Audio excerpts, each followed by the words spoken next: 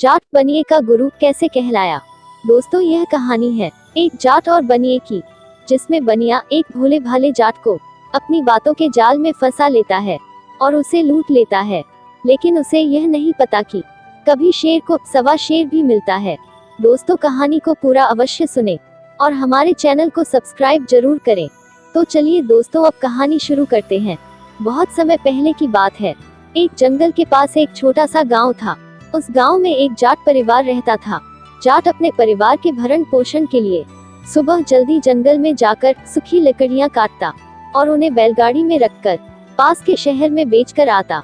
यही उसका रोजाना का काम था। फिर एक दिन की बात है। रोज की तरह जाट अपनी बैलगाड़ी लेकर जंगल में गया और वहां पर सूखी हुई लकड़ियां काटी और उन्हें गाड़ी में रखकर बेचने के लिए चल दिया। कुछ समय बाद जब जाट शहर में पहुंचा तो वहां पर उसकी मुलाकात एक बनिए से हुई। बनिए ने पूछा, चौधरी, तुम्हारी गाड़ी का क्या मोल है। जाट ने कहा, एक ही मोल है, ज्यादा झक बाजी नहीं करना, पूरे 1000 रुपए लूंगा।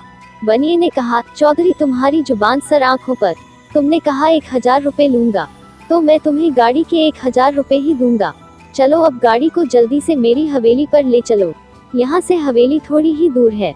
जाट बनिए के साथ उसकी हवेली पर गया और वहां जाकर अपनी गाड़ी को खाली कर दिया। फिर बनिए ने उसे राजी खुशी 1000 रुपए पकड़ा दिए। लेकिन जाट जब बैलों को जोतकर गाड़ी वापस ले जाने लगा तो बनिए ने उसे धमका कर कहा, खबरदार चौधरी, जो गाड़ी और बैलों को हाथ भी लगाया तो मैंने गाड़ी और बैलों का मुंह मांगा मोल तुम्हें चुकाया है। अब यह गाड़ी और बैल मेरे हैं। यह बता, मैंने लकड़ियों का मोल भाव कब किया था।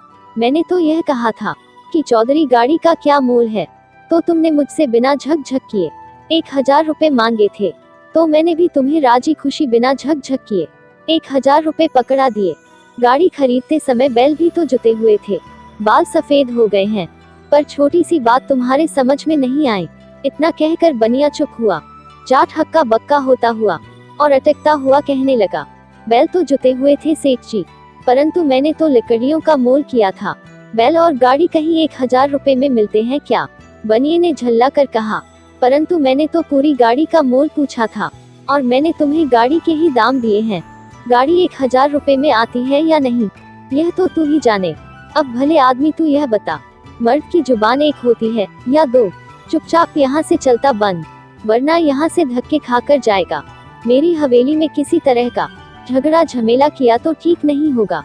बेचारे जाट को बनिए ने बातों के जाल में फंसा लिया था।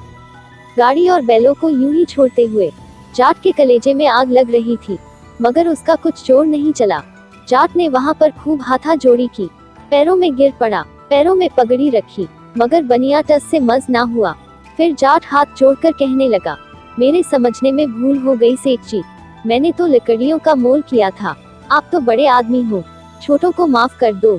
मैं तो अनपढ़ गवार पसीना बहाने वाला गरीब आदमी हूँ, मेरी समझ में भला शब्दों की लाग लपेट कैसे आती। मगर बनिया अपनी जुबान पर अड़ा रहा और जाट को भाषण देने लगा कि चौधरी, दुनिया में जुबान का ही तो जोर है, जुबान से ही बरकत होती है। जुबान से जो पलट जाए वह आदमी ही क्या, यह तो गाड़ी और बैल है। जुबान के भरोसे तो लाखों का लेन देन होता है। यदि तेरे जैसे पल पल में अपनी जुबान से पलटने लगे तो दुनिया का क्या होगा। जाट को जब एक न चलती दिखी तो बड़ी मुश्किल से हवेली के बाहर आ सका और चुपचाप गीली आंखों से और लड़खड़ाते पैरों से अपने घर पर आया। तो उसके बेटों ने पूछा, बाबा, गाड़ी और बैल कहाँ है, क्या रास्ते में ही गाड़ी खराब हो गई है। जाट की बनिए के सामने तो एक न चली, मगर अपने लड़कों पर गुस्सा बरसाते हुए बोला, गाड़ी और बैल तो ठिकाने लग गए हैं, तुमसे कुछ बनता हो तो तुम करो, मुझे तो उस बदमाश बनिए ने बोलने भी नहीं दिया।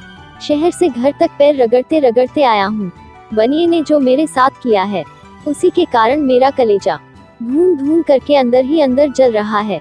फिर जाट ने अपनी एक एक बात अपने बेटों को बताई और कहा, मैंने तो बनिए से बहुत मिन्नतें की, हाथ पांव जोड़े, उसके पैरों में पगड़ी तक रख दी, तो भी उसने बार बार एक ही बात कही कि आदमी की जुबान एक होती है।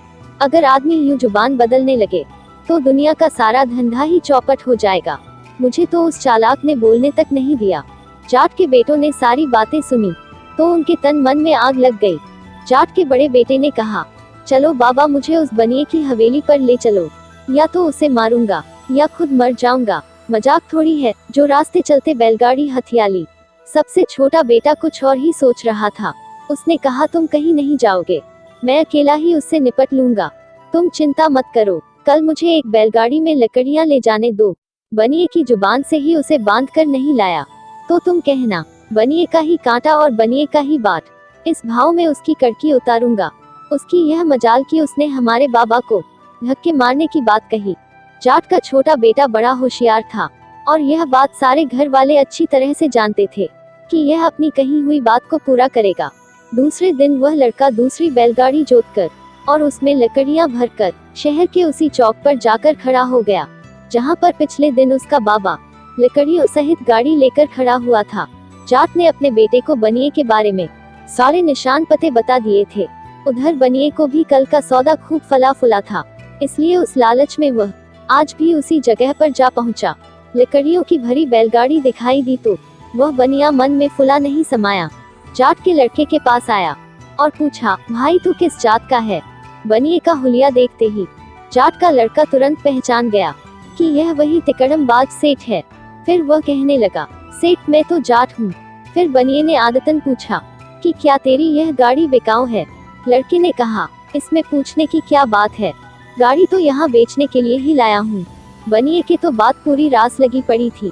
उसने गाड़ी शब्द पर जोर देकर पूछा, तू एक ही बार में मोल बता दे। सेठ बोला, गाड़ी का क्या लेगा, सौदेबाजी का काम मत रखना।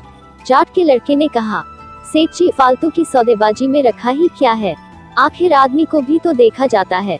मैं भी एक ही मोल बता दूं कि इस गाड़ी के 2 मुट्ठी पैसे लूंगा, सौदा जमता हो तो बता दो। बनिए ने जाट के लड़के की बात सुनी तो सोचने लगा कि यह लड़का तो कल वाले बाबा से भी बड़ा भोला है। मुट्ठी का क्या है, मुट्ठी में तो 1 पैसा भी बंद करके ले आए और 2 पैसा भी बंद करके ले आए, आज तो बढ़िया गंवार फंसा है। फिर भी बनिए ने ऊपर के मन से कहा कि देख भाई, गाड़ी के दाम तो तूने बहुत मान लिए, पर सवेरे सवेरे भगवान की बेला में कौन झगड़ा करे, मुझे सब मंजूर है। अब चलो मेरी हवेली, इस गाड़ी के 2 मुट्ठी पैसे तेरे हुए। जाट के लड़के ने मन ही मन खुश होते हुए सोचा कि बनिया आज तो खूब फंसा है, जीवन में लकड़ियां खरीदना न भुला दूं, तो मैंने भी माँ का दूध नहीं पिया।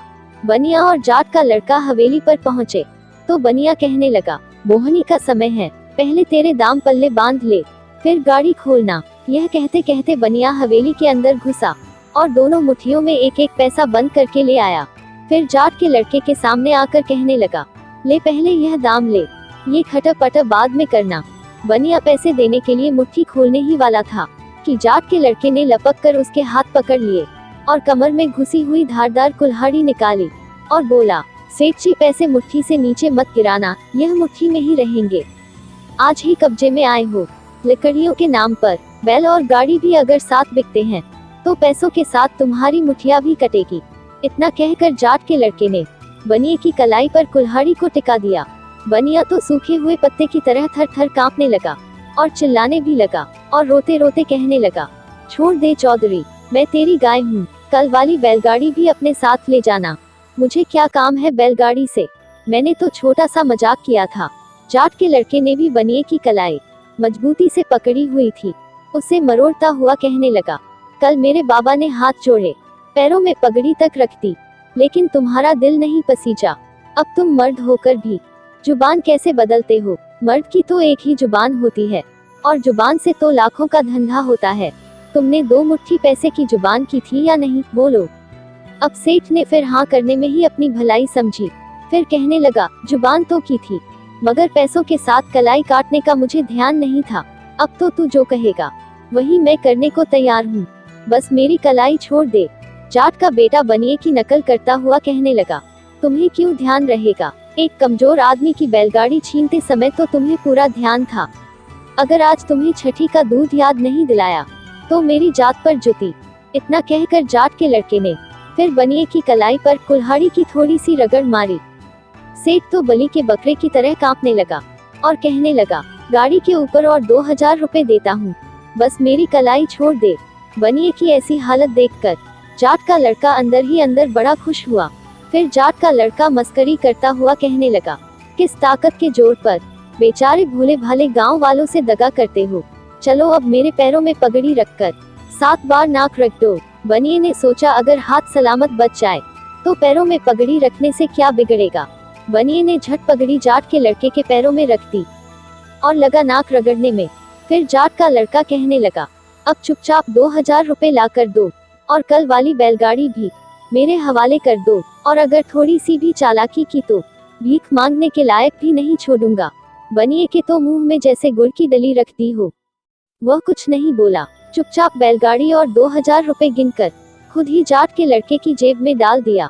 जाट का लड़का तो हंसता हुआ अपने गांव की तरफ निकल गया, मगर बनिए की समझ में आ गया कि उसका भी कोई गुरु हो सकता है। जब जाट का लड़का अपने घर पहुंचा और उसने सारी घटना अपने घर वालों को बताई तो सभी घर वाले उसकी सूझबूझ से बहुत खुश हुए। दोस्तों, इस कहानी से हमें यह सीख मिलती है कि दूसरों के साथ झूठ कपट नहीं करना चाहिए, किसी के भोलेपन का फायदा नहीं उठाना चाहिए।